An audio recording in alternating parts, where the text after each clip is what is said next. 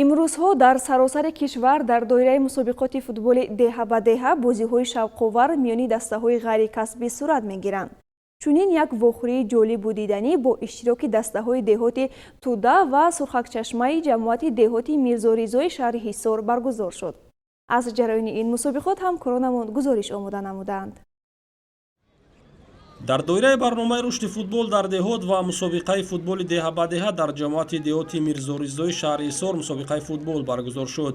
аз миёни 30 даста ба вохӯрии ниҳоии тимҳои деҳоти Туда ва Сурхакчашма рохат гирифтанд. бозии ниҳоӣ дар варзишгоҳи муассисаи таҳсилоти миёнаи умумӣ рақами 48 деҳаи Сурхакчашма бо иштироки мухлисони сершумор сурат гирифт. иштироки зиёди мухлисон ва ҳаводории онҳо ин аз таваҷҷӯҳи зиёди мардуми ин сарзамин ба бозии футбол шаҳодат медиҳад.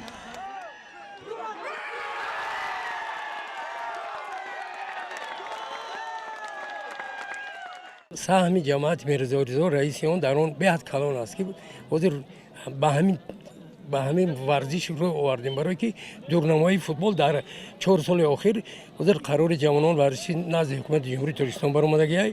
мо бояд ҳамин самт ба кор кунем. Чӣ хел ки мегӯянд ақли солим дар бадани солим аст, бояд майдончаи мо пури бачаҳои футболбоз бошанд, толораи варзиши пури паҳлавон бошанд.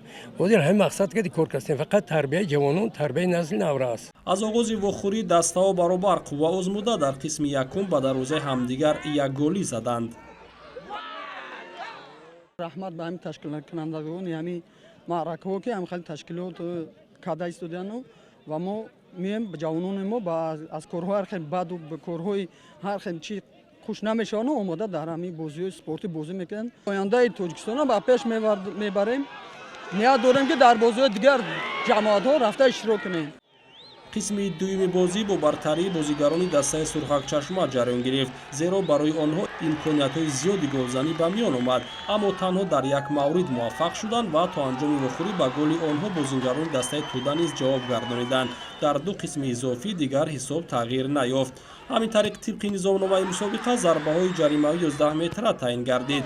дар ин дови голзанӣ бозигарони дастаи Туда ба иштибоҳи зиёд роҳ доданд ва дучори бохт шуданд. ҳамин тариқ бозигарони дастаи Сурхакчашма дар мусобиқаи футболи деҳа ба деҳаи ҷамоати деҳоти Мирзоризои шаҳри Ҳисор ғолиб гардида рохати марҳилаи навбатиро ба даст оварданд. дар анҷом ба дастое ки 3 зинаи ифтихориро ба даст оварданд медалу ифтихорномаҳо супорида шуд.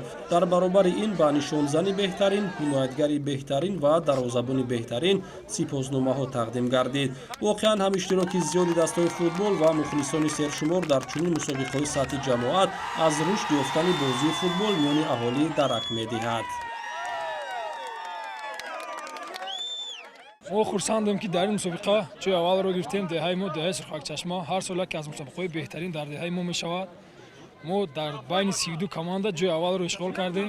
аммо мо хеле хурсандем. раҳмат ба ташкилкунандагони ҳамин мусобиқа ки ҳам хеле мусобиқаро барои ҷавонон ташкил мекунанд.